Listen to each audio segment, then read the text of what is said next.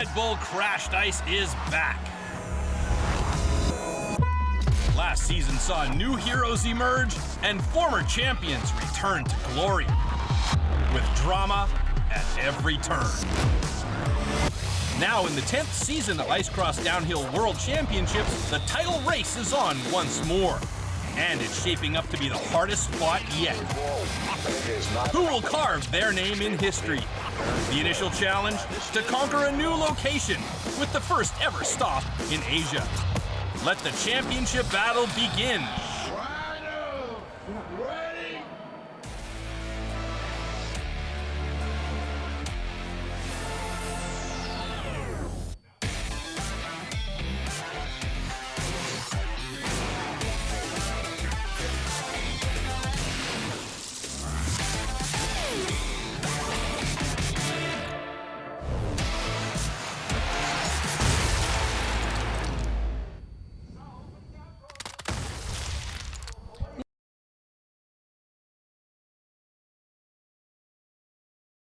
World Championship Series.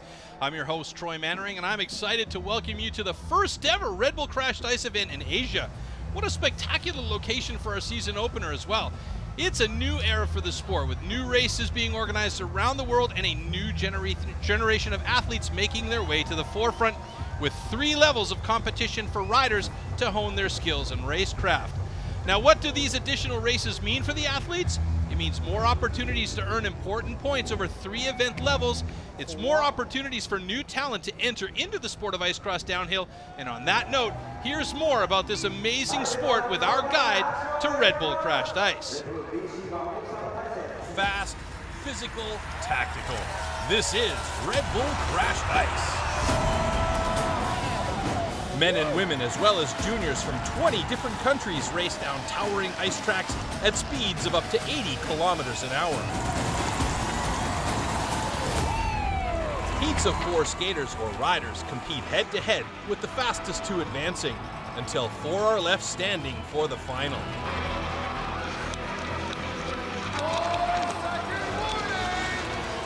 Red Bull Crashed Ice is the top level of competition at the ATSX Ice Cross Downhill World Championship, with a maximum 1,000 points available.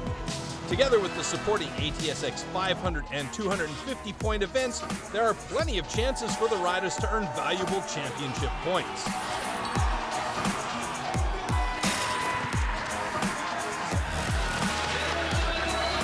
After all 9 events, the riders with the highest number of points will be crowned Ice Cross Downhill World Champions.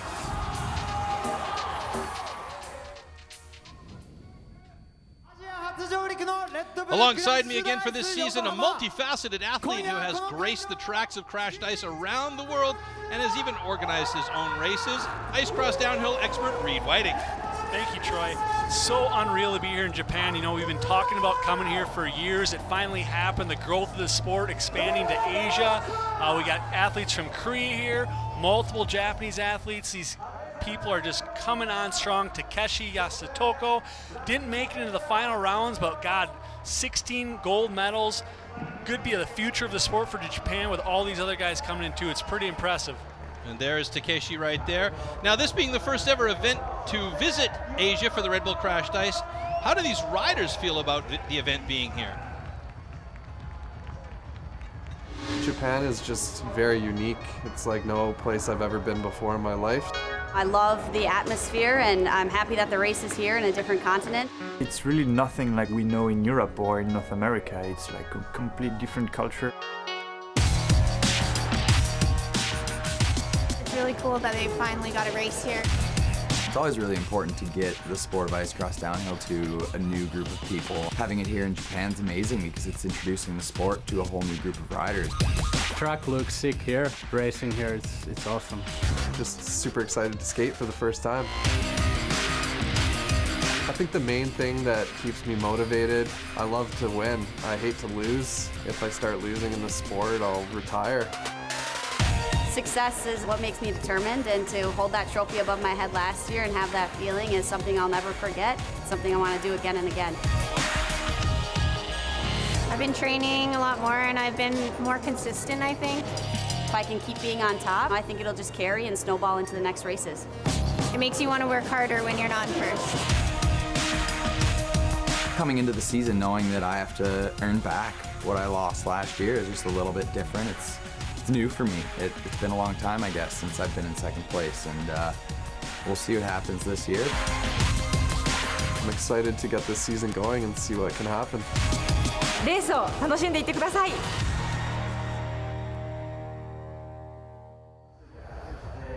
And here we are, back at that amazing track here in Yokohama, Japan. And there we see Scott Croxall and his older brother Kyle Croxall, and we're looking to see Scott and Cameron Nuss rekindle their rivalry from last season. They're two very good friends, but they're definitely competitors.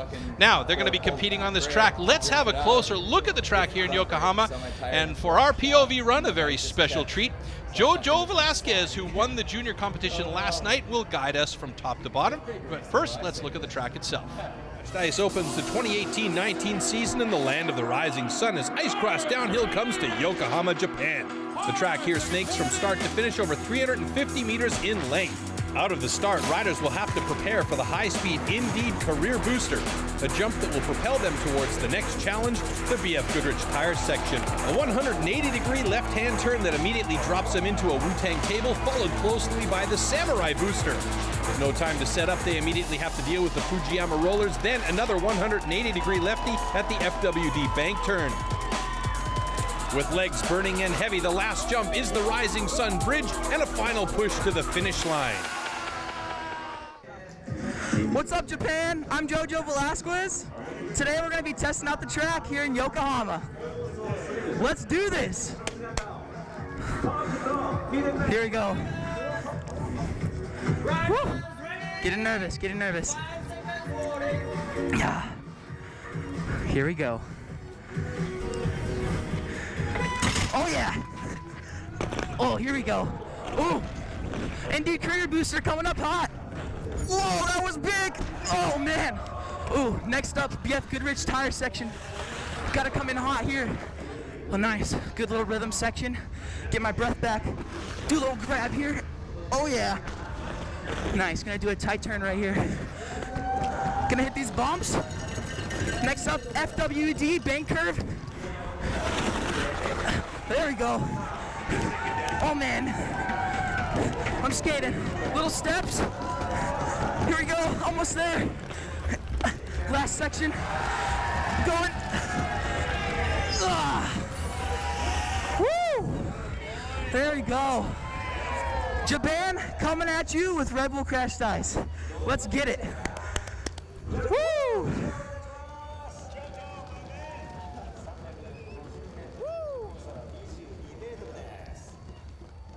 All right, nice run from Jojo there, hey? I think somebody's after your job, Reed. Pretty much. A little worried here.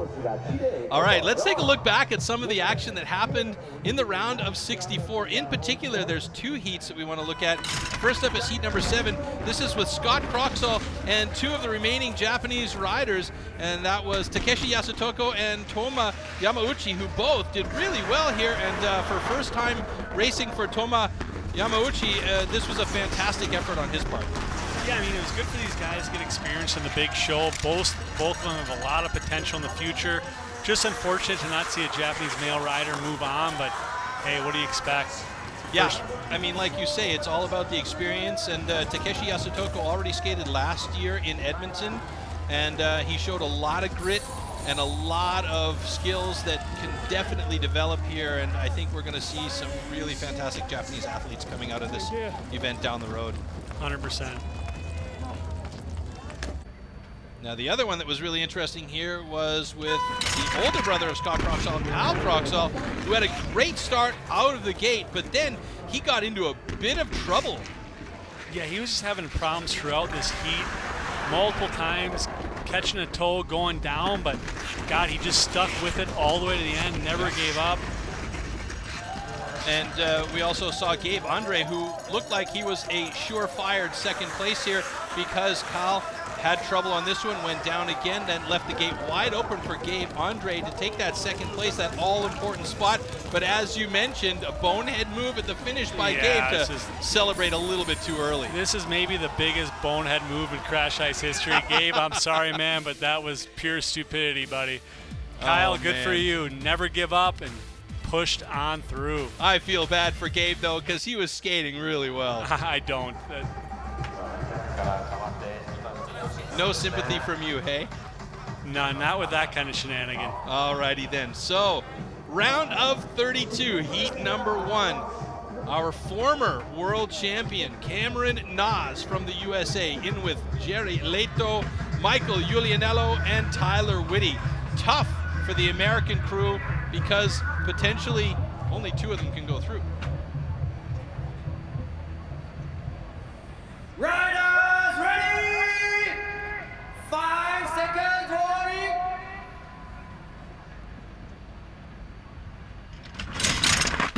All right, really nice start by Cameron Nas, but Jere Leto right there with him, not letting him get too far away. Michael Julianello showing up with some of that red, white, and blue camo, but Cameron Nas, his fitness level, his skill level, it's just bar none. He is well out in front, opening it up, and a good battle there coming into the FWD bank turn between Jere Leto and Iggy. Michael Julianello, Tyler Whitty, he is well in back now, and he's got some work cut out, but he's going to make a pass on Iggy as Iggy goes down, but he's not going to have enough speed to catch up to Jere Leto, who comes in second place just behind Cameron Nas, who dominated that heat from top to bottom. Yeah, that was fun watching the back, though, especially that last corner.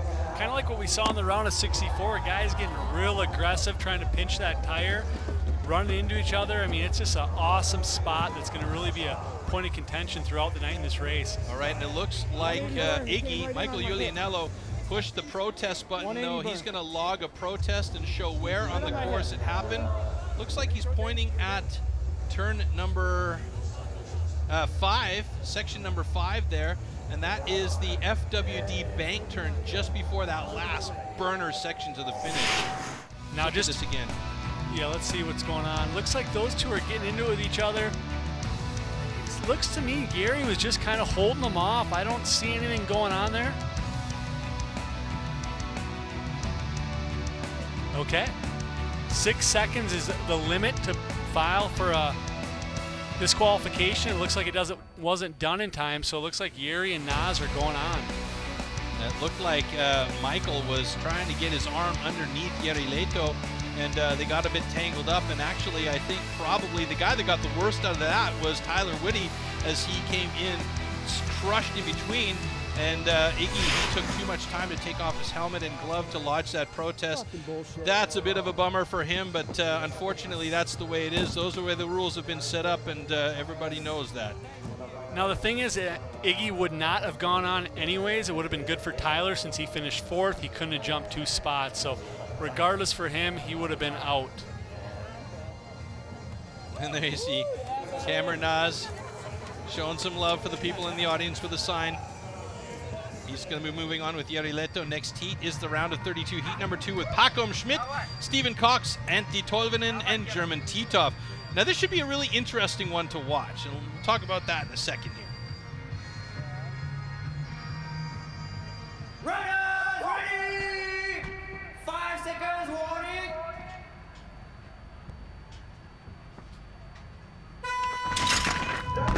Look at that, super even start by all 4 of the guys coming towards the bottleneck. They squish it together, and it is Pakom Schmidt who's got the slightest lead over German Titov into that BF Goodrich tire turn. German Titov, Pakom Schmidt, both coming through here nicely. Antti Tolvanen, oh! Antti Tolvanen takes a header into the boards up there at that drop just before that next 180-degree turn, and Stephen Cox has got his work cut out for him now, trying to catch up with the 2 leaders. T-Top looking awesome, and came from the elimination round last night. He's just a great skater, got a great stride. I don't think he's ever been to the round of 16 before, so good for him. Yeah, German Titov and Pacom Schmidt, excuse me. I was almost called him Tristan Dujardil. His compatriot Tristan eliminated earlier on in the round of 64, which was for both of us quite surprising. Shocking, yeah. We never see him out in the round of 64. Almost made a good comeback, but it just wasn't enough. We got an under review here by the judge. Review. I think Stephen Cox pushed the button on that one. Let's take a look here. I want to see Antti smash the boards here because that was really interesting. Yeah, they came in tight. Stephen Cox took that corner very, very tight on that right hand to drop, and that's where the two of them got tangled up. Antti got the worst of that one. Boy, howdy. Boards are hurt. Let's see what the judge has to say. All right, so no change by our video judge. That means German Titov and Pacom Schmidt go through 1-2, and we move back to the top of our course for heat number 3 with Michael Urban in this one. He's been absolutely fantastic, doing a great job skating today. And there we see German Titov and Pacom Schmidt. Pacom, a greasy mustache. He's got the greasy mustache. Scary. German Titov just going for that black, intimidating outfit there. All right, so back to the top. We've got Michael Urban, who's been fantastic, as I was mentioning. Patrick Mertz, Kevin Chiboz, both of them from Switzerland, and Alex Mercier from Canada in the mix here. And as I mentioned, Michael Urban, who had, I believe, the 3rd fastest time in the shootout, has been really looking good today. Runners ready! 5 seconds warning!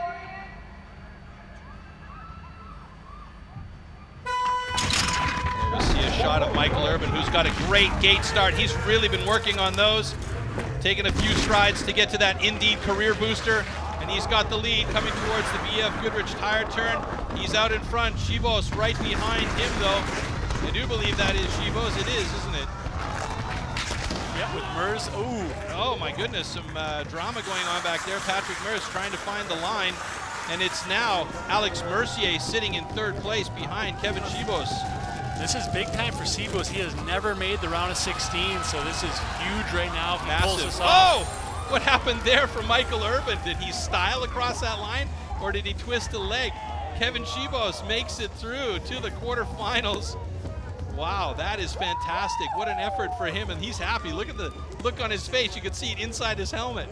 Yeah, he is pumped. Urban looks super solid, as you talked about before. There's a reason he qualified 3rd.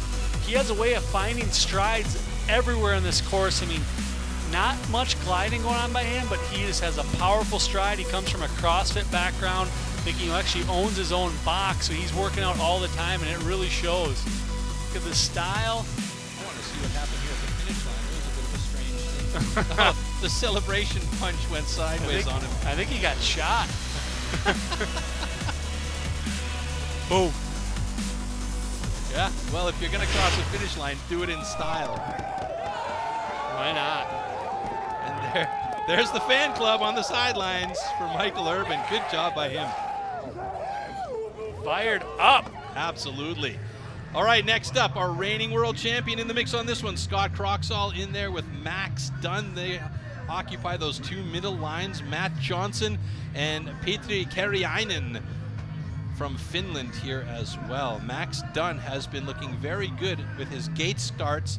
He's a solid skater, but Scott's got the whole mix.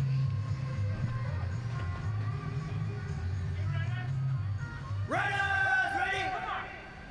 5 seconds warning!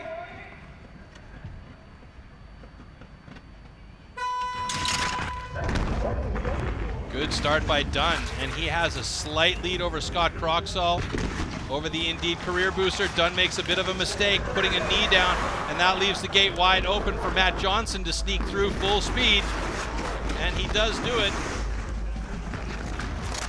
Dunn making a nice move in the inside. Yep. Scott Croxall still with a lead through the FWD bank turn.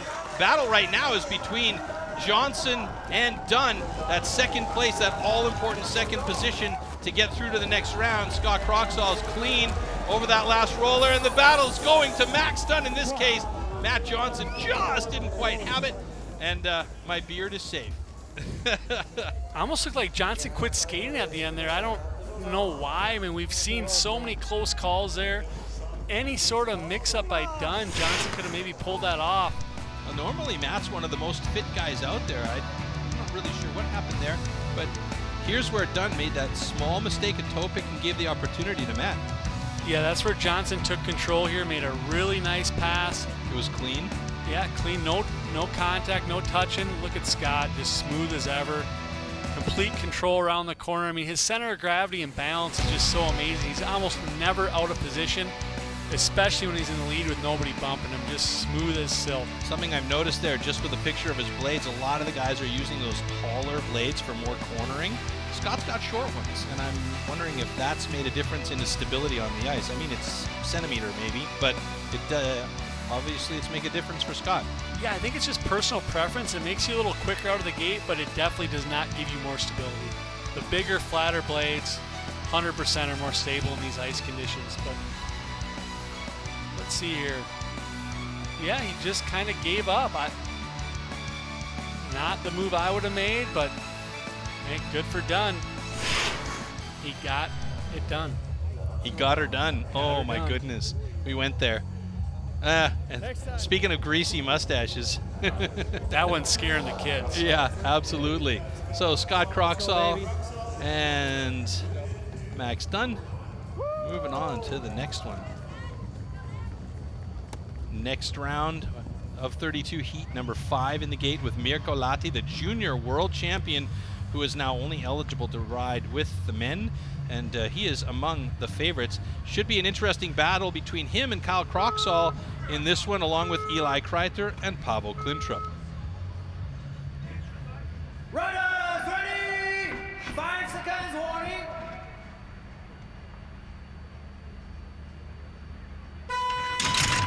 Keeping a close eye on Mirko Lahti. Oh, Pavel Klintrup spins himself out right away there. Mirko Lahti taking the lead just ahead of Kyle Croxall. Eli Kreiter with bubbles on the back of his jersey, sitting in 3rd place. He's a good skater, but we got a couple of big boys out front. They're going to block that whole course. And the way that Mirko Lahti is pulling away from Kyle Croxall makes me believe that he is going to be the man that everybody is going to be chasing in the later rounds if he can stay on his feet. He is looking very, very strong out there, Reed. Kyle better push it in because Bubbles is coming. Oh! No give up for Kyle Croxall, as we saw in the earlier round of 32 in the review. He just does never stop skating, and that's to his absolute advantage. Eli Kreiter, unfortunately, out. That was a good, clean race for all of those guys, but just a fantastic start by Mirko Lahti. Yeah, Mirko's one of the guys I've been the most excited to watch this year, just because he has no juniors to fall back on. Like, it's all men's for him, and he is a man, like young kid, but just a beast. Trains his butt off, super solid on the technical aspects of the track. He showed us right there against one of the best veterans of the sport, Kyle Croxall, that he can even somewhat dominate him. I mean, it was an awesome feat there. Going to be interesting in the finals here if he makes it there against guys like Nas and Scott. I mean, I can't imagine he wouldn't make it to the finals as long as he stays on his feet, and you know, it's up to him at this point now.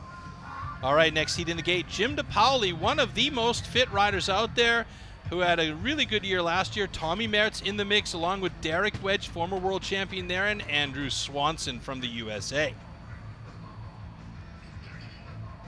Runners ready!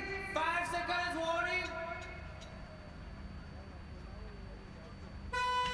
Camera focusing on Tommy Mertz, who's got a really good gate start right there with Jim DePauli, the two of them shoulder to shoulder. Derek Wedge trying to find space in between. Derek's so good at sneaking through those little greasy sections just like that. He sneaks up on the inside of you. Before you know it, he's in your pocket and your wallet is gone. And he's done it again to Jim DePauli. The two Swiss guys battling hard, shoulder to shoulder. And look at this, going into the FWD. It is a huge battle. Tommy Mertz trying to find a line, and it is just a pack of humanity racing down that long stretch here over the Rising Sun Bridge, and it's going to be, oh my goodness, it's going to go to Tommy Mertz and Jim DePauli, and it looks like another guy gave up skating. Derek Wedge, who normally we're used to seeing push right through the line, he gave up skating just at the finish after the rollers. Wow, that was an awesome race. So, I mean, we had 3 guys shoulder to shoulder with Swanson coming up the back looking real solid. I mean, that was a tight group, especially for a round of 32. You see Jim DePauli getting a little wild there, which allowed Wedge to come in on the inside. At this point, Wedge was in first place coming down one of the final stretches of the track, but DePauli and Mertz just did not quit. Look at everybody battling shoulder to shoulder, nothing out of line, totally clean, and now it is just an all-out battle to the end. And in that tight pack, you got to keep your strides quick and tight because you're going to end up getting your skates tangled up with another guy. You can see there's pushing and shoving going on, protecting of lines. Tommy Mertz actually had a really good inside line there. He just didn't come out of that corner fast enough. No, but his legs got pumping in it all the way to the end. Like we talked about, this final stretch is all skating, all power. Right here, they're dead even. Yeah, and he just never stopped skating, Tommy. Yeah, Mertz takes it a little better in the final roller, and that was a difference maker. Let's see Jim here. DePauli talking about his fitness all times. You know, he is so fit and in shape. And actually, I think Tommy Mertz might have had that one just by a toenail. Derek Wedge, always good for the party. Yep, Tommy Mertz takes the win on that battle against Jim DePauli at the finish line. So kudos to him for doing a great job. All right, 2 more heats to go in the round of 32. Heat number 7 up next in the gate with Marco Delago, Killian Brown. Interesting that Killian Brown ends up here because he was actually 3rd in that round of 64 earlier, and because of a disqualification, he moved up a spot, so he got lucky. Guillaume Bouvet-Morissette from Canada in there with Jani Petri Maitinen from Finland as well. Runners ready! 5 seconds warning! And our cameraman back there loving Killian Brown's skates, but not as good a start for Killian this time as last. And of course, it is Marco Delago, whose brother was eliminated in the round of 64, surprisingly. But Marco, he's still in it, and he's got the lead here, and he really wants to move to the next round. Guillaume Bouvet-Morissette is sitting in 3rd place, battling with Jani Petri Maitinen, but he makes a pass. Maitinen goes down. Bouvet-Morissette moving into 2nd, stumbles a little bit, and here comes Killian Brown. Killian, never give up, never say die attitude, and that may help him. Bouvet-Morissette, he stumbled a bit, trying to take some strides. It's going to come down to that last section. Who's going to have the cleaner line? Oh, it's going to go to Killian Brown, perhaps. I think that one's going to go to photo review, though, because of the spin from Bouvet-Morissette. It could have been that his skates got there first, so I think we're going to see a photo finish. That's a tough call, though. I am loving this finish section. I know. When I skated the track first, I didn't think much of it, but man, it's making for some tight racing and some changes right at the end. Let's watch this start. Marco looking awesome and powerful as ever. Real clean the whole way through. Marco made no mistakes. Now, Maitinen, a guy not normally in the round of 32, looked real solid in 2nd place all the way to that last corner. Now we got the foot race here. Let's watch Maitinen. He just hit the boards, and then he got tangled up with Bouvet-Morissette. That gave Killian Brown the chance to come through. Killian always real good at the pump tracks. He trains really hard, lots of pump tracks in Switzerland. Yeah, he got all those Velo Solution tracks over there made of pavement. Yeah, it definitely makes a difference. This is just an all-out battle here between these two. Look at them. Head-to-head, toe-to-toe, right over this final spot. Let's see it. Killian had the cleaner jump, but just a stride ahead. And I can't tell. That's super tight. I think Bouvet-Morissette's got it. Yeah, he does. I don't think we're going to need to go to that photo finish, but man, was that ever close. That was incredible. Great racing. So Marco Delago and Guillaume Bouvet-Morissette moving on to the next round, and Guillaume looking a little bit like the mountain man with that beard there. All right, back to the top for our final heat in the round of 32 with Rikard van Viehe from Sweden, who's looking fantastic once again. Joni Saarinen from Finland, John Fisher, the Fish, from Canada, along with Olivier Larouche, who, for me, was the biggest surprise in that last heat in the round of 64 because of the absolute power and explosiveness he got out of the gate. Let's see if he can match that again. Runners ready! 5 seconds warning!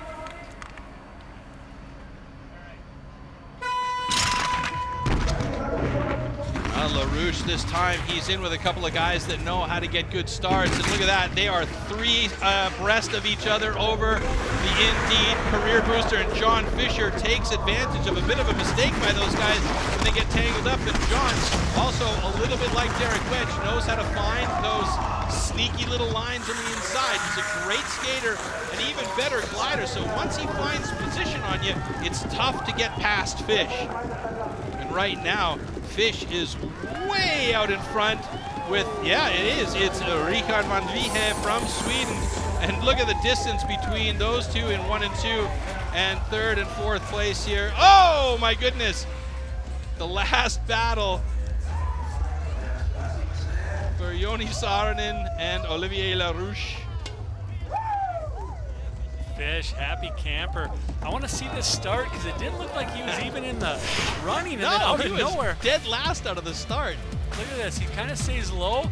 It was almost his air time. He stayed a little lower than everybody, really tucked in the air, and look, right in first the whole way down. Yep. After that BF Goodrich tire corner, he basically owned that race.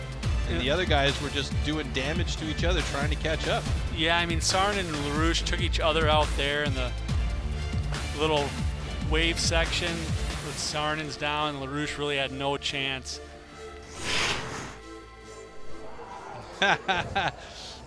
Mike, our finish line cameraman on skates, borrowing the beer goggles. I don't know how he even sees with those things.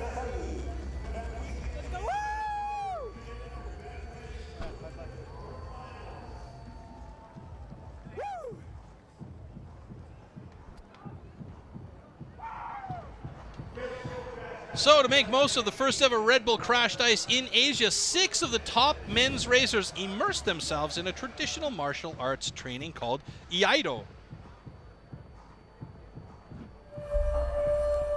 皆さんようこそいらっしゃいました。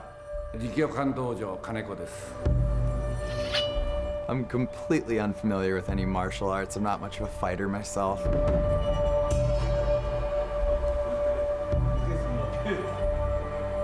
Always nice to go to new places, but this is quite something.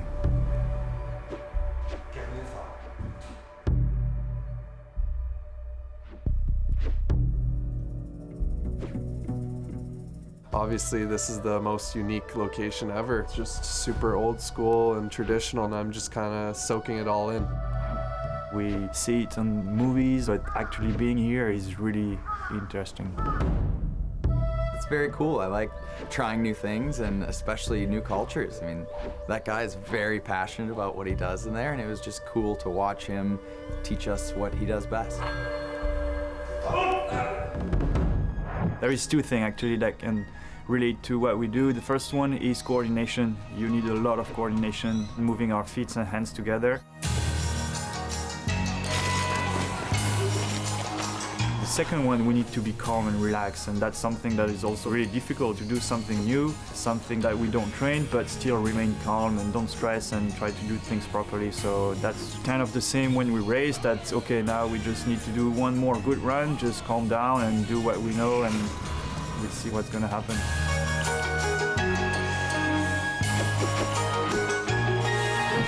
I feel like every competition that we compete in, there's something new to be learned, whether it be failures or successes, and I think just learning new things in this sport is very important, so it's fun to learn something new here today.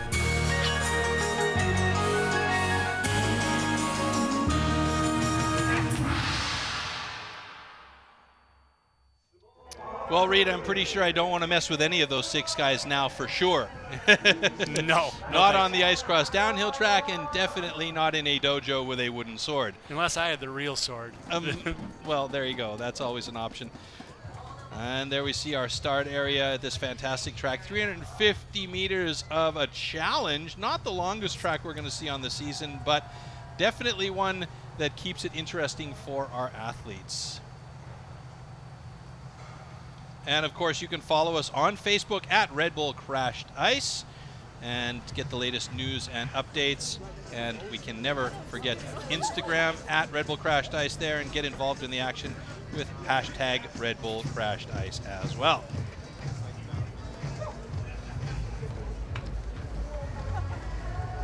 So let's look back at a couple of those real fun races from the round of 32. Of course, this one right here with Cameron Nas, who basically sold the show right off the bat, and after that Indeed career booster had this one in the bag. Yeah, just the expected dominance of Nas. Round of 32, round of 16, he typically goes uncontested, as he did here. Jiri Leito, though, looking real solid. One of the up-and-coming Finns had a real good battle at the end here, but he was able to pull it off. Yeah, and we also saw, I wouldn't call it a bit of controversy in this one, but Michael Iulianello didn't like something that was out there, posed a protest, but unfortunately his protest was outside of the 6-second time limit to set that protest, so it didn't count. And Cameron Nas was a clear winner on this one anyway.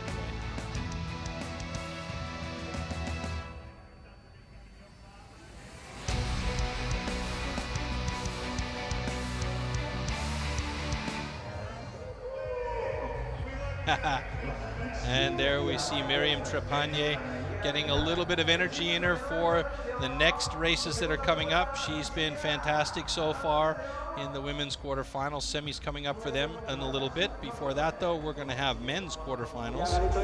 And of course, up there on the ice, or down us, it's right down in front of us here. Fantastic. Look at the number of people that are out. Everybody enjoying all that hashtag and Twitter and Instagram stuff going on. I'm old school, what can I tell you? Mail me something per post, hey? And there, a picture of our track in the backdrop of the city of Yokohama and, of course, the Yokohama Bay Harbor. And now we move on to quarterfinal heat number 1. This one's got Cameron Nas in there, along with Pacom Schmidt, Jiri Leito, and German Titov. German Titov is, for us, a fantastically good surprise. He's got his work cut out for him here. 5-second warning.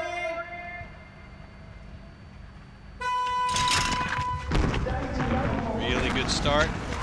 Jiri Leito right there with Cameron Nas. As you mentioned, Jiri looking good and strong. Oh, Cameron Nas loops out a little bit through that BF Goodrich tire turn, and now Jiri Leito has some problems, leaving the door wide open for Pacom Schmidt. This one's getting exciting, and Cameron Nas makes another fantastic move to get out in front ahead of Pacom Schmidt. Jiri Leito sitting in 3rd place. German Titov battling from behind in 4th in the black.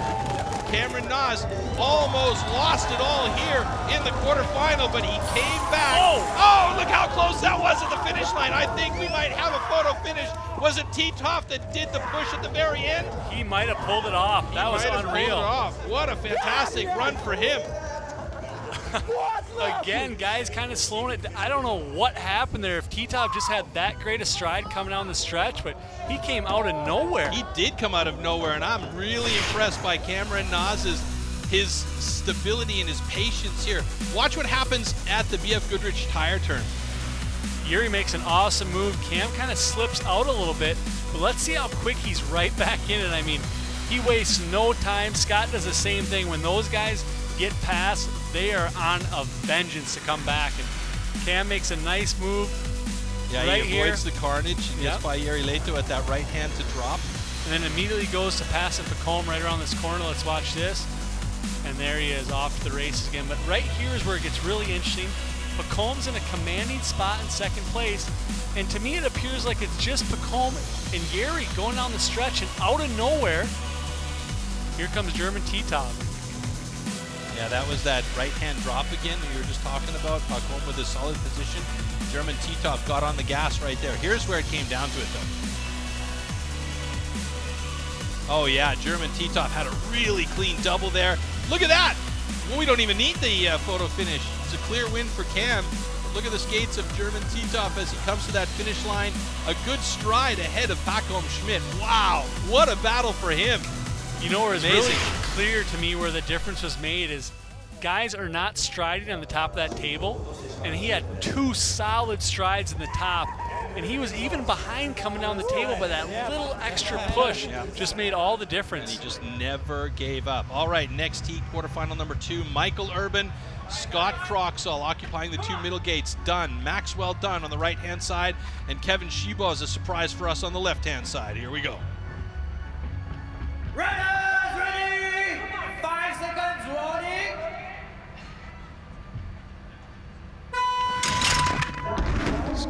Croxall, as expected, getting a good start, but Michael Urban right there with the Max Dunn slips back just a notch. Michael Urban stumbles ever so slightly, but he gets a line on Scott Croxall coming through that BF Goodrich tire turn, and he's got the slightest lead at the right-hand drop. Scott Croxall makes a nice shifty pass to the outside, looking for the line at the FWD bank turn. Scott Croxall goes down. He's dead last right now. Michael Urban goes down. That's leaving it wide open for Max Dunn, and Kevin Shebaugh's out in front. Scott Croxall still trying to find the line, but he doesn't have it, and that means Maxwell Dunn and Kevin Shebaugh's are going to go on to the next round. But it looks like Scott Croxall might be thinking about posting a protest. He does punch the button and shows on the map where it happened, and I'm thinking maybe it's that BF Goodrich tire turn at the top where he's thinking something went wrong. Yeah, or no, excuse me, the FWD bank turn. Yeah, there was no hesitation there. He definitely felt something was a little out of line, but what a race with changes. I mean, for one, Michael Urban competing against some of the top guys in the game, Dunn and Croxall here, just looking unreal, holding his own with Scott. Yeah. I mean, real he's been impressive. looking fit all weekend long, and this is a great line right here. And for me, that's just protecting the line. It didn't look like he pushed him or held him back or anything. And this is where Urban's trouble started. He bumped the boards, which kind of opened the door for Dunn. Dunn makes a really greasy pass here, almost comes up on Scotty. Then they all get kind of pushed to the outside. I think that's where Scott is calling foul play. I don't know that anything happened there. It just looked my like. guess as well. Let's watch it here. Dunn's right in the inside of him. Ooh, Urban gets a handful in his face. It looks to me like Scott just kind of caught an edge. Seaboats, man. What do you say? Good to be lucky, lucky to be good? Lucky to be good. Yeah, I mean, he's had some lucky breaks with some top riders, but good for him moving on to the semis. Max Dunn, nice that would ride. be an interesting start to the season for Scott Croxall if he got eliminated in the quarterfinals here.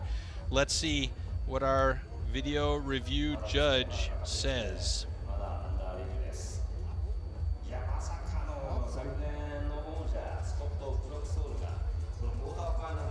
So this should be good. Let's see here. Protest denied. That Wow. means Maxwell Dunn and Kevin Shebaugh's, it's official. Both of those guys moving on to the semifinal. And Scott Croxall eliminated surprisingly very early on in the competition here. Let's watch it again. We have a pretty good angle there. I just don't see anything. Everybody's just kind of holding their line. Yeah. Yeah, there's there what you happened. Go. They got tangled up in their skates, so it wasn't anything on purpose, and that's just line protection. Unfortunate for Scott Croxall, and he is with Brianna McShane in the finish area. She's going to try and find out what his headspace was. Scott, we saw you make 2 protests. Can you tell us why you did that?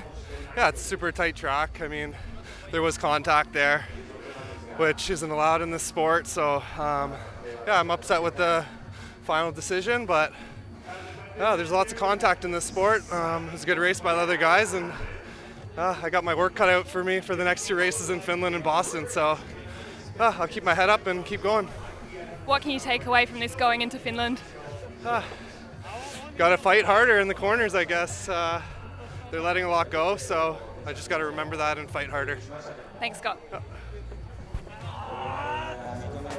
Well, there you go. Scott Croxall keeping his head up for the next events coming up. You also have to remember that there are other ATSX 250 and ATSX 500 events that he can gain points at, but we're going to see Max Dunn and Kevin Shebaugh's moving on to the semifinals. Quarterfinal, heat number 3 in the box. Mirko Lahti, guy we've been really excited to watch. Jim DePauli in there, Tommy Mertz, and Kyle Croxall. Mirko and Kyle right next to each other. They were a full gate apart the last time, so it should be interesting here. Riders, ready! 5-second warning!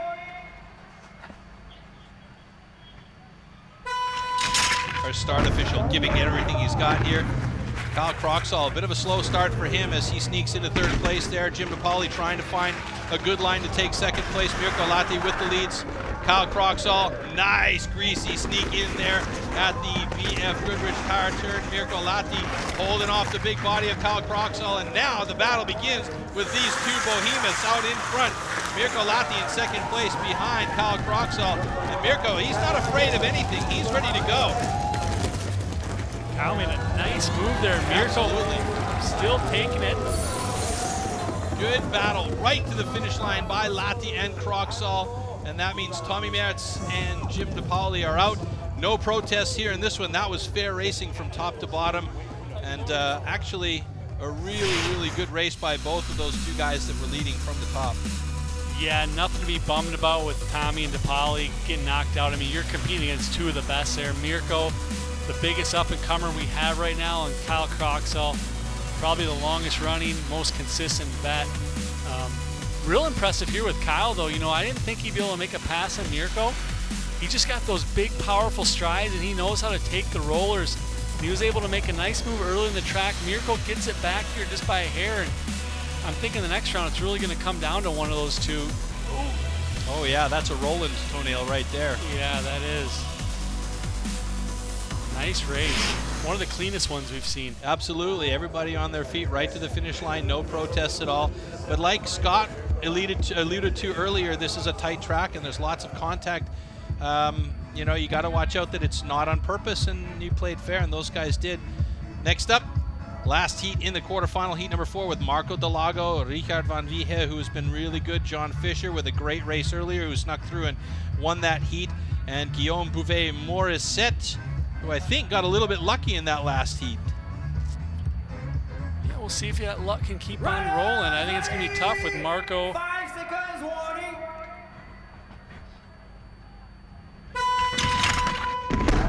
Oh, Richard van Viehe with a great start out of the gate. He anticipated that perfectly, and he just makes a move over to the left to block Marco Delago, who's in second place. He's got good position coming into the BF Goodrich tire turn, and Richard out in front. Marco Delago chasing him down. John Fisher looking for that sneaky, greasy line. Bouvet-Morissette sitting in back. Marco Delago, FWD bank turn, takes the lead. Richard van Viehe tentative in second with John Fisher right in his back pocket. Bouvet-Morissette falling back a little bit here. Can Fish make a push? Oh my good! Oh my goodness! No, that one was close. What do you think we got here? I think that one's going to go to I think that one's going to go to Richard van Viehe. We'll see. Is there going to be a protest from Fisher? Oh, interesting. I can't think of anything along there where their protest would be. Let's see if he points at the finish line. Yeah, I'm not sure who would have took him out. Let's see here. In this corner, there's zero contact. No contact there at all. Now it's just a foot race. Guillaume Bouvet-Morissette toe picks. He takes himself out. So it appears a protest did come too late, so that will be invalid, but I still want to see what's going on here. I think it had to do with the finish line and just getting tangled up with Richard van Viehe. Richard, nice inside line here, blocks Fish out as he comes around, protects his line, doesn't get involved. Fish made a really nice push right here, though. Look at this. A little cleaner on the roll and just a little bit short. Let's see. Yeah, I think he was thinking about the finish there, but that was just boot contact, trying to find the line at the last stride, and that would go to Richard van Viehe.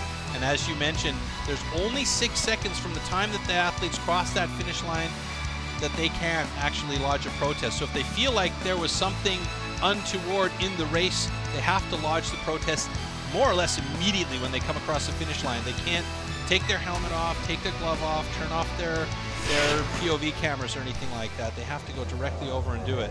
Yeah, and that was completely incidental. There's nothing there to contest. I'm with you on that one. They're just both skating as hard as they can, pushed in the end. You know, Richard van Viehe stayed on his feet, and he's going to the semis.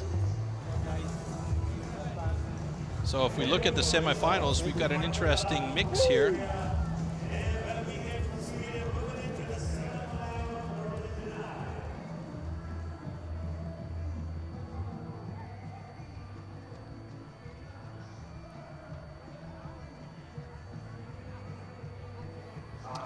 All right, top Japanese women's racer Junko Yamamoto treated her fellow competitors to a traditional meal.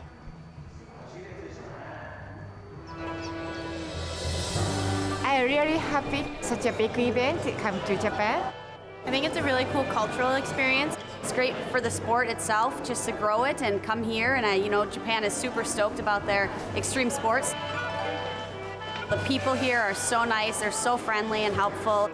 People think Canadians are polite, but no. Japanese are very, very polite.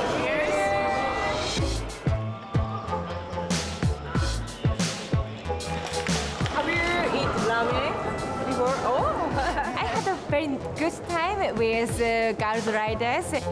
Junko is great. She's been a great little guide for us today, and we've had a lot of fun and got to try some unreal ramen, and it was super fun, especially to be with all the girls down there. This is chopstick, and I hope the girls enjoy Japanese food and the Japanese culture. I forget important word. Okay. Itadakimasu. I'm terrible with chopsticks, so that was tough, but the atmosphere that we've been a part of so far this trip has been absolutely incredible. Super good. Super good, thank you. This season, the book crash is held in Japan, so many people supporting me. I want to show my best performance, and I can.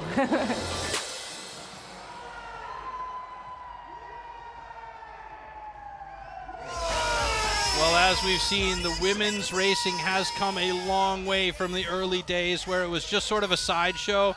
We have viable athletes out there racing, training all summer long and getting ready for these events.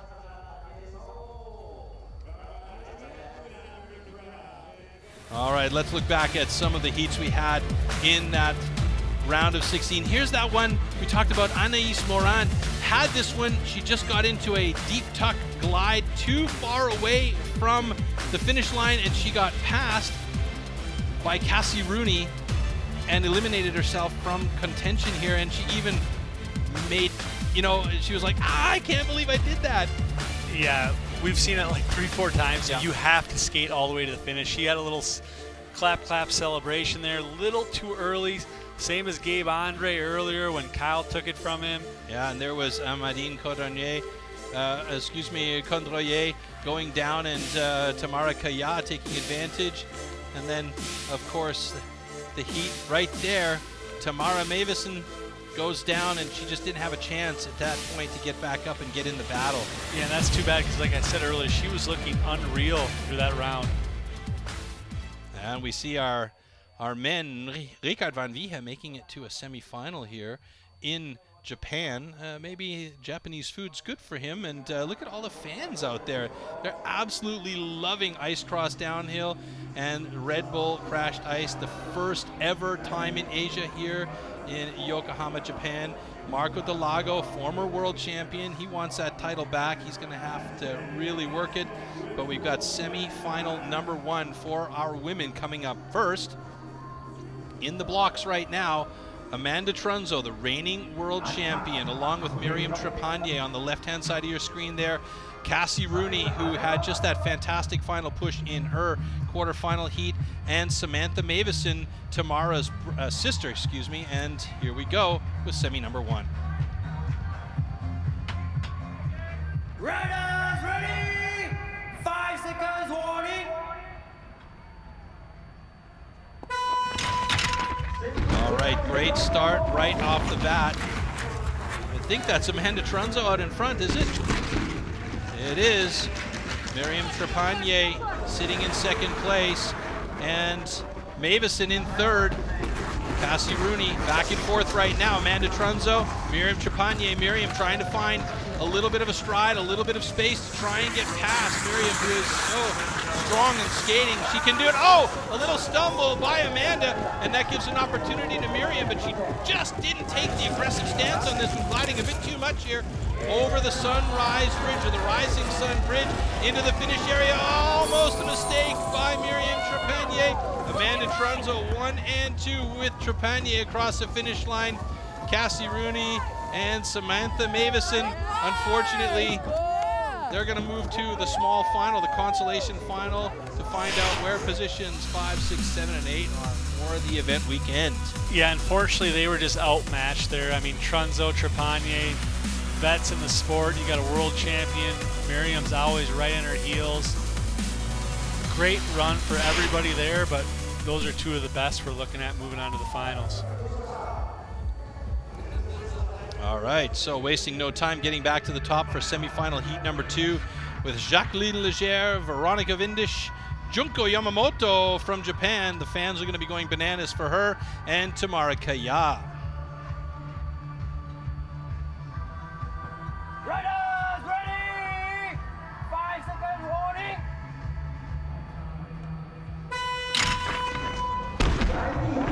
Good start by Jacqueline Legere, who gets out to a nice early lead, but she loses it ever so slightly to Tamara Kaya. And then here comes Veronica Vindish, who's been amazing last year.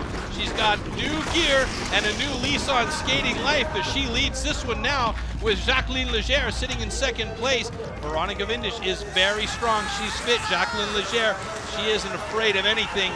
And here comes Junko Yamamoto sitting in third place right now, trying to catch up to the other girls out in front. Veronica Vindish in a solid position to move on to the final. Junko's coming. And Junko's coming. She's pushing hard. She wants it. She's got the support from the sideline, but she just didn't have the step she needed.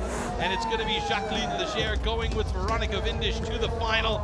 Junko Yamamoto and Tamara Kaya will end up in the consolation. Yeah, Junko actually came from way back. To really make a push in the end there. Real impressive. I mean, she really wanted, obviously, the first Japanese race. She's the last rider standing from her home country. Solid output for her, though. Very happy. And I actually think this is the farthest that Junko has made in the rankings so far. Yeah, I would agree. I think her training obviously paid off. See what the future holds. I mean, there's a whole slew of Japanese riders up and coming. It'll be real fun to watch them in the future of the sport. I think the one thing that Junko needs to work on improving here are her gate starts, because she was dead last out of the gate and she caught up to everybody. Yeah, it definitely wasn't her skating. I mean, she's solid, but it was a total gate start there. One thing worth pointing out is Vindish really getting a lot better. I mean, to me in the past, she was pretty one-dimensional. Really solid skater, not too good with any technicalities. But now, I mean, look at her. She's real solid. Took a commanding lead here, no issue. Yeah. Let's watch Junko coming in. Pushing hard. She's got the stride. One extra push there might have made the difference. It's just basically one stride away on Jacqueline Legere. What a great showing for Junko Yamamoto, and she's definitely got hero status here. Absolutely. But it's going to be Jacqueline Legere, that girl right there, and Veronica Vindish moving on to the next round. No surprises moving into the finals. Those are the top 4 women athletes, in my opinion, making it to the final round. Going to be an awesome women's final. Yeah, the women's final is shaping up to be really fun.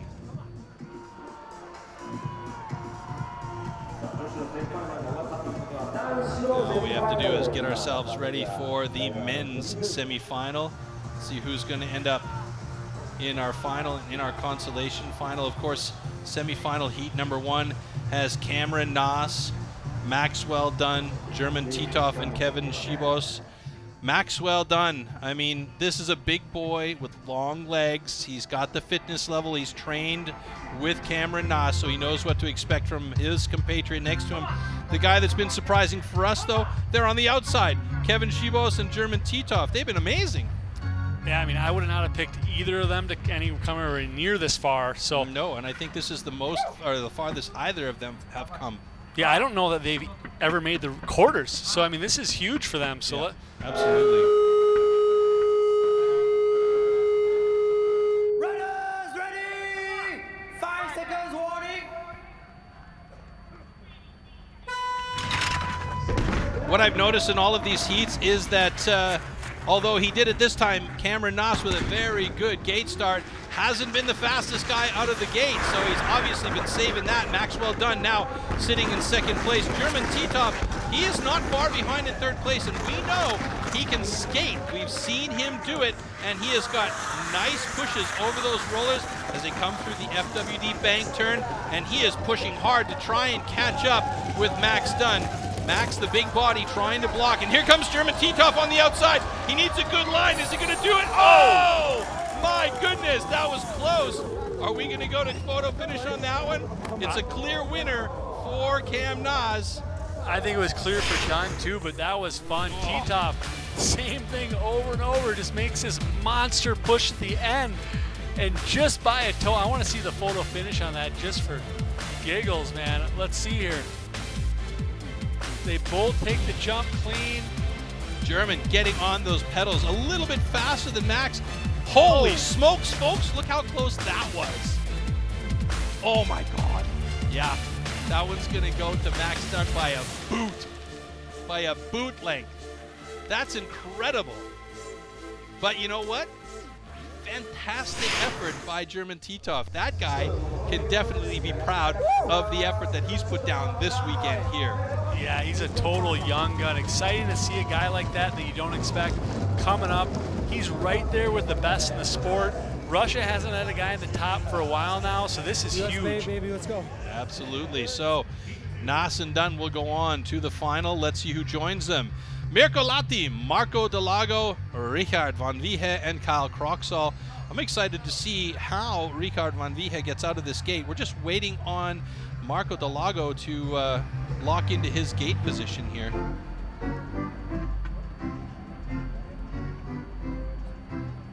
Okay, stand by. Go. Runners ready! 5 seconds warning.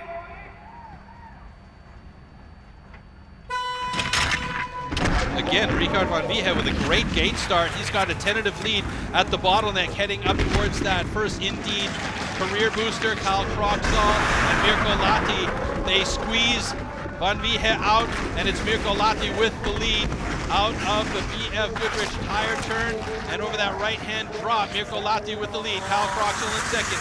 And here comes, Marco just took himself out at the FWD bank turn. Richard van Wiehe, I think he's out of gas. And Mirko Latti and Kyle Kroxall are going to go on to the final with a clean race for both of those guys. Richard van Wiehe gets hammered.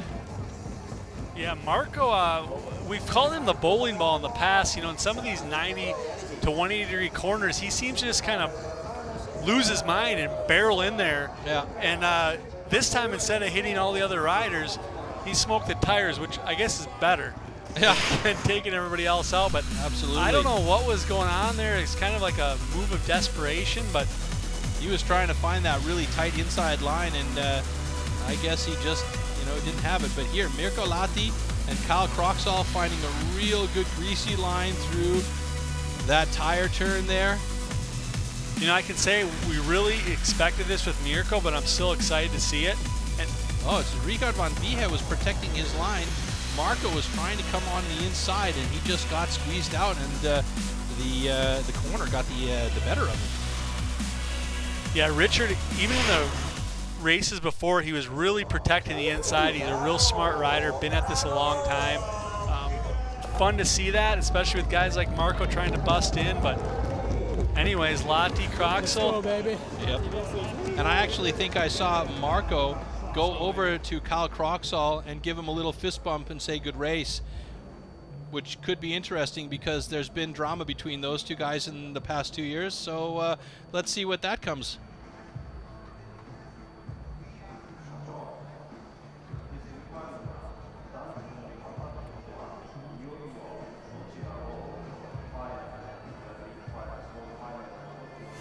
All right, let's take a look at some of the POV shots of our athletes. Vaclav Kosnar, first up here, and you can see, wow, I mean, from a rider's perspective, this is some action going on here, and you can see the size of some of these jumps that they have to deal with, and just the speed at which they're traveling down this 350-meter ice cross downhill track. Yeah, there's nothing like that POV angle. It just brings you right into the race. I mean, I got my head like 2 inches from the screen, and I feel like I'm on the track. Pretty awesome. It's almost like 3D.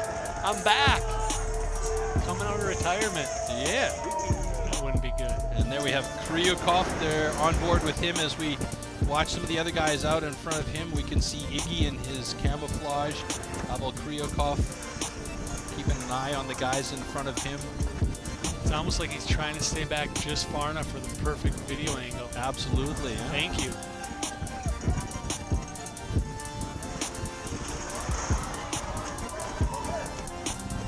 board, and here we go.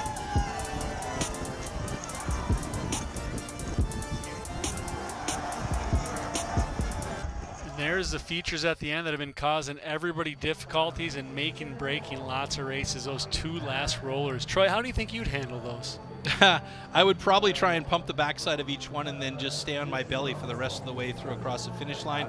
By the way, folks, enjoy our best shots here on Instagram, hashtag Red Bull Crashed Ice. You can also follow us on Instagram at Red Bull Crashed Ice. And of course, there's always Facebook. Follow us on Facebook at Red Bull Crashed Ice. Lots of people on the sidelines here. They were streaming in earlier as we walked down from getting some food, and they have packed themselves in along the sidelines here, getting ready for some fantastic finals coming up. We're going to take a look at the women's final shortly, and then the men's final. But first, the small finals for both men and women. So we're going to have a look at our women's small final, it's called, or the consolation final. Junko Yamamoto, Cassie Rooney, Tamara Kaya, and Samantha Mavison. Samantha Mavison, as you mentioned earlier, looked absolutely fantastic throughout the earlier rounds. It was just a little bit of dumb luck in that one roller set that put her out. Ready? 5 seconds warning.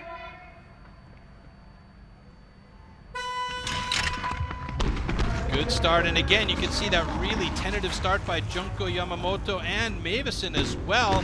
If they both get those starts solid, we're going to see a different pair of riders coming into action here. Meanwhile, Tamara Kaya out in front, dominating this one here with Cassie Rooney sitting in second place. Both of them really strong skaters, and Tamara has been working her gate starts quite a bit as well.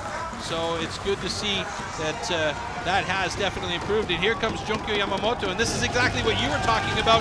She can skate. The girl has power. It's just that gate start that makes such a huge difference. Oh, and a small problem by Cassie Rooney. She goes down, and Junko Yamamoto will take second place in that heat. That means she gets sixth place overall for the contest here.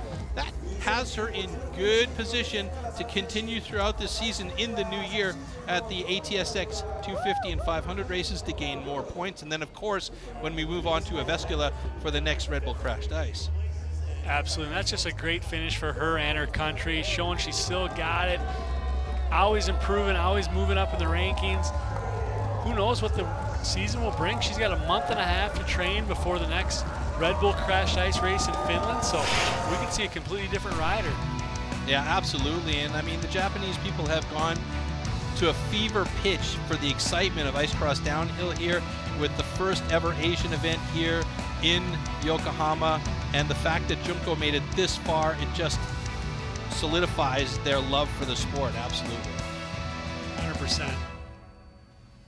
Just hoping to see how many of these guys take the whole tour from Japan, because I really want to see the evolution of these riders throughout the season at the ATSX 250s, the ATSX 500s, which are the other race series. I mean, there's a plethora of opportunities for development. All right, and Junko Yamamoto is with Brianna McShane at the finish area. Let's hear from them. Junko, well done. Are you happy with how you raced today? Yeah, so excited. I aim to last final, but I did my best, so very happy. And how special is it to have a race here in Japan? Yeah, many top riders coming here and enjoy Japan culture and food. Yeah, so happy, and I really appreciate everyone. Thank you, well done. Thank you. Junko always so bubbly and upbeat and happy, you know, and I think that enjoyment of the sport actually just kind of boils over, and everybody else sort of gets on the boat with her and comes along, so it's really cool. And there's Tamara Kaya, who you just saw. She won that last heat, and she will get 5th place overall for the event.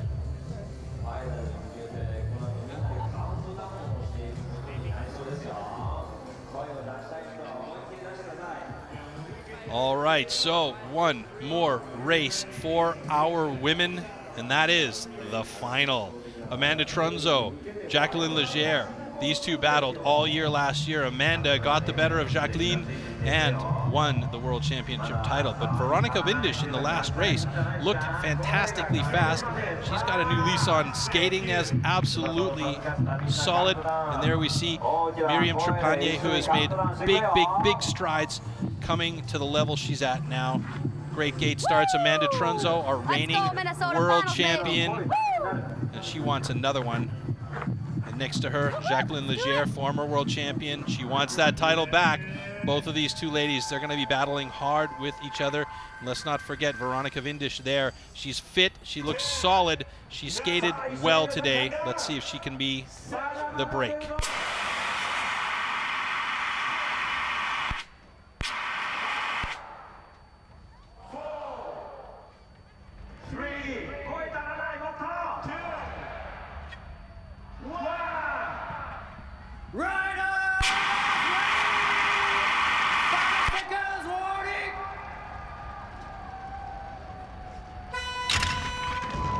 Great start by all four. Look at that. Myriam Trepanier with a fantastic start out of the gate. Her gate starts have gotten so good. Amanda Trunzo makes her way around the backside into the BF Goodrich tire turn and takes the lead. Myriam Trepanier sitting in second place. Jacqueline Legere trying to find the line past the bigger Trepanier. Veronica Vindish goes down just at that right-hand turn drop. Amanda Trunzo still with the lead now. Jacqueline Legere in second place. Myriam Trepanier trying to find that second place back. She's going to have to work hard over the Rising Sun Bridge. It's going to be a battle for second place here. And Amanda Trunzo takes the first win of the season. Jacqueline Legere gets second place. Myriam Trepanier with third and Veronica Vindish with fourth. And that was a nice clean race top to bottom, but I have to mention, fantastic gate start for Myriam. The only thing that was missing was the use of the backside of those rollers to pump and gain speed. Yeah, that's huge. And, you know, kind of like we were talking about Michael Urban earlier, Trunzo just has a way of getting a little extra strides in.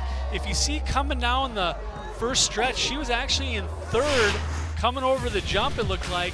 She gave a couple extra strides, quickly moved up into first, and just dominated the rest of the track. Give Jacqueline credit, made a really nice pass around that corner. On Myriam, looks like she got a little bit too far to the outside. They just could not gain any ground. There was one extra stride there. Sorry, I didn't mean to cut you off by Myriam Trepanier that I think probably slowed her down more than anything after that curve. Yeah, sometimes it's tough. You almost feel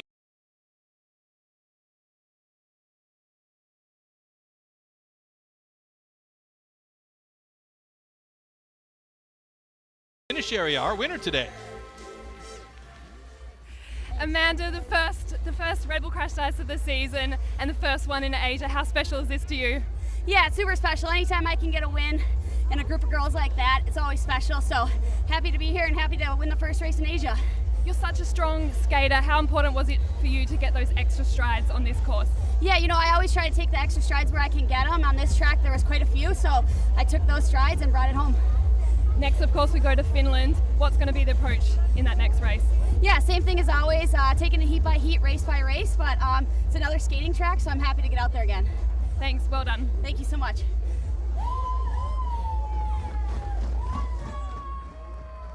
Interesting that Amanda mentions Finland as a skating track. It's double the length of the track that's here, and it absolutely is a skating track. There's not as many technical features, but Amanda just super strong here and gets the first 1,000 points of the season, and that's a really good start to repeating as world champion. And of course, the award here goes to Amanda Trunzo for winning the Red Bull Crashed Ice here in Yokohama, Japan. Yeah, nice to see. You know, we got two of the other main competitors, Myriam and Jacqueline, not too far behind in points. So with 3 races, the women this year also compete in the ATSX 250s and 500s and gain points. So definitely a lot of season left and a lot that can change. Yeah, absolutely. I mean, I think we've got about 9-10 races in total over the season as we look at the final results from Yokohama, Japan. Amanda Trunzo, of course, on top. Jacqueline Legere with a great push in the last section of this course to take second, just ahead of Myriam Trepanier in third. And I mean, it was just a toe pick by Veronica Vindish on that one up-hand, right-hand turn drop. that didn't allow her to stay with the other girls she got 4th place for today. I mean, I think we're going to see her with a real bee in her bonnet as we come to the next events and pushing hard, because she looked great here today. And then, of course, what does Anis Morand learn here? Don't stop skating until you're across that finish line. All right, so our women are taken care of here today. We have a winner. We need to finish up with the men here in Yokohama to start our 2018-19 season. This is the small final with German Titov, Marco Delago, Richard van Wiehe, and Kevin Schibos. Riders ready! 5 seconds warning!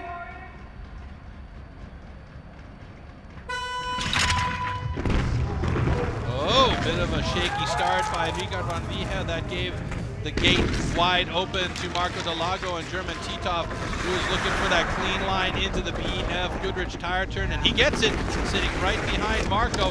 Marco knee drops that jump and keeps a nice clean line, opens up a bit of a gap on Titov. Schibos sitting in 2nd place.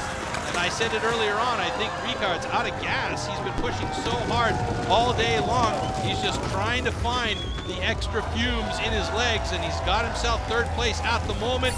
But it's going to be Marco Delago and German Titov 1 and 2. Richard van Wiehe in 3rd. And Kevin Schibos is just, he wants to swim across that finish line and crawl into the hot tub. Yeah, he looks gassed, man. That's a lot of races for these guys. Yeah. I think, you know, Schibos, did he race last night too? I'm pretty sure. He did.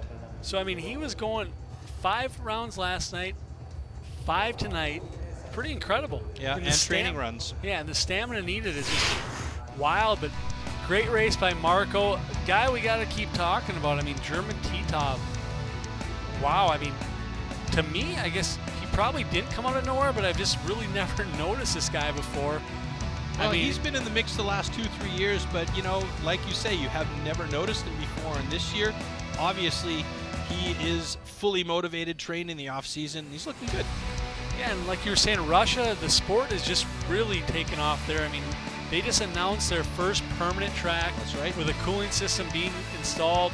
I think in the next few weeks, they have 2 or 3 ATSX races. Plan is for 3 at the moment. I mean, it's just really incredible with the growth there. So I look at the next few years, them being a true contender for the title. Marco's thinking, nah, throw the helmet to the audience, maybe not. All right, and there you see Cameron Nas getting himself up to the top of that start platform. Just hiking up this thing is also tiring. There's no elevator for these guys. They got to climb up that, 10-meter high platform onto the top to get ready to race down this 350-meter course. And like you said, if you're lucky enough to not have to go through the last chance qualifier, you still got the 5 races to deal with during the main event. So there we go. There is your lineup for the final here in Yokohama. Are you ready for it, folks? It's going to be a beast. We have a newcomer in the mix. The junior world champion is up there, but that man right there, he has been a world champion. He is a solid skater, great glider. His starts have been good. Kyle Croxall. Next to him, we've got Cameron Nas, the former world champion. And then, of course, the junior world champion, who is now competing just with the men, Mirko Lahti. And next to him, Maxwell Dunn. CMS strong, baby. Let's go. He wants to have a win here and start this season off right. Here we go.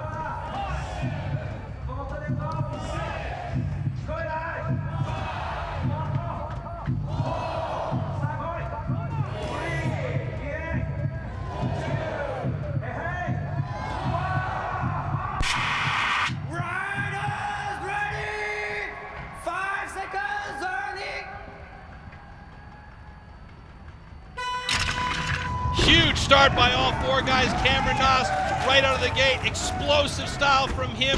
Kyle Croxall takes a bit of a bigger air, but he's right in behind. And Mirko Lahti surprisingly holding down 4th place just behind Max Dunn. Cameron Nas, he is on fire, looking to repeat or rather take back the title. He said it earlier on in our show. He wants to have it back. Kyle Croxall, always a hard fighter, right to the finish line. Cameron Noss with a solid lead over Kyle Croxall. Here comes Mirko Lahti on the outside. He wants to have at least third place, but I don't think he's going to get it. Oh! The numbers say he does. Cameron Noss wins that one. Kyle Croxall in second place. It might come down to a photo finish to see if it was in fact Maxwell Dunn or Mirko Lahti who got third place. What a great start for the season by Cameron Noss, though. We've seen Noss do that before. I mean, he just, every round, he has a way of just picking it up to a level where he needs to be. He knows in the final he's going to have to take on the best of the best. He just saves enough to take it up a notch, and that's what he did today. Just completely dominated that final. Lucky for him, he didn't have Scott there to contend with. Yeah. You know, that could have changed things up completely, but complete domination by Noss there. Kyle Croxall looked amazing. Didn't let him get too far away, and Cam even said at the finish there when he was talking with Kyle, he didn't have anything left at the finish line. No, he gave it all, but what a clean run by everybody. Mirko struggling a little bit in the back, which relegated him into fourth for a while. Like we said, we don't know if Dunn or Mirko took the third banger, but we're going to find out here. Great race by all four riders. Look at how close Kyle was on the heels of Cam around that BF Goodrich tire turn. I mean, Kyle really just didn't give any quarter to Cam at all. Not at all, but Cam just flawless. Look at staying on the outside, taking that hit perfectly. And Maxwell Dunn, I mean, kudos to him. He had a great race here. This was the battle for third, though. Look at Mirko coming hard, trying to get that last stretch. Whoa, look at that. It is just not even a quarter of a skate length that Maxwell Dunn gets third place ahead of Mirko Lahti. Some big bodies there. One guy noticeably missing here, obviously, Scott Croxall. But let's first of all hear from our winner here in Yokohama, Cameron Noss, who's with 3. Cameron, congratulations, 1,000 points. How relieved are you right now? I'm very relieved. It's hot out here. We're not used to these temperatures. It's a 15-hour time change for me. I'm tired. It was such tight racing. Are you surprised at how close everyone was tonight? I'm not surprised at all. If you look at time trials, everybody was off by a fraction of a second, and you could tell that everybody did so much work in the off-season, so the sport's coming a long way. This is a historical race, the first time in Asia. How's your experience been? It's been beautiful so far here in Asia. Everyone's so friendly, it's so clean. They put on a great event, and I'm enjoying it. I'll be back for sure. Looking forward to the next race in Finland. How hungry are you to reclaim that world title? I'm very hungry to get that world title back. I'm not excited to go back to Finland. I hate that track, but we'll see what I can do. Thanks, well done. Sweet, thank you.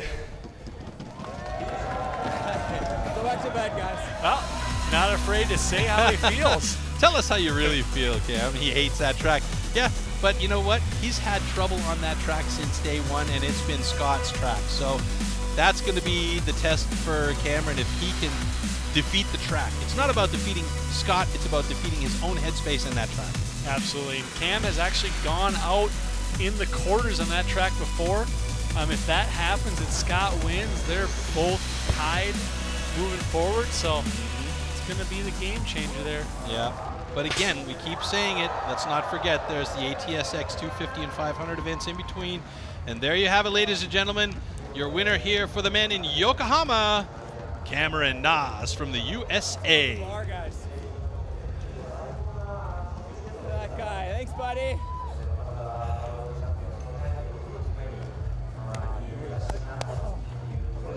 Grayson out there. You too, buddy. We'll get it back, you know it. Red Bull Crash Dice in Japan and in Asia. Well, Cameron's definitely going to enjoy this. He's going to sleep well on the plane going home as we take a look here up at the Ice Club. And let's not forget here, Cameron Noss now has 1,000 points on the season to start things off with. Kyle Croxall right behind him, and then Maxwell Dunn, Mirko Lahti in the mix. Interesting to see the other guys in the top 8 here, though. German Titov, Richard van Wiehe, Kevin Schibos. Where's Scott Croxall? Unfortunate for him, he got knocked out a bit earlier, but you know as well as I do, Scott Croxall's just inside the top 10 ahead of Paco Schmidt. He's going to come back at the next events with a vengeance. He's going to focus, and he's going to be ready to go, and he's going to make it difficult for the guys in the top. Yeah, he'd be actually my favorite for the Finland race. He's won more in Finland than anybody. He, as he said earlier, he hates losing. Yeah, Scott's my favorite. That's why Cam does not want to go back there. All right, well, speaking of the next Red Bull Crashed Ice event, we will be in Jyväskylä, Finland on the 1st and 2nd of February in the new year on the natural ice track there. And as you can see, it's a different animal. Natural ice. Talk about natural ice a little bit here, Reed. Yeah, I mean, when you don't have the freezing system, things are a little more inconsistent, a little more ruddy. Obviously, you're seeing here we dealt with a lot of snow last time in Finland. You know, just the variables are just ramped up, so you never know what's going to happen. But I kind of like it. I mean, it's a beautiful scenery, daytime race, just something to throw a different aspect at the riders. Like we said, Scott has dominated here, so let's see what happens. And let's not forget, it's double the length of the track that we have here, or just under double. It's about 650 meters long, so that's a long way for these guys to race, and you got to have that fitness level. Reed, any last words for your first event here in Japan and our first event in Asia? Arigato. Is that right? Thank you. Thanks for having us. Yeah, great times. Hopefully we're back here someday.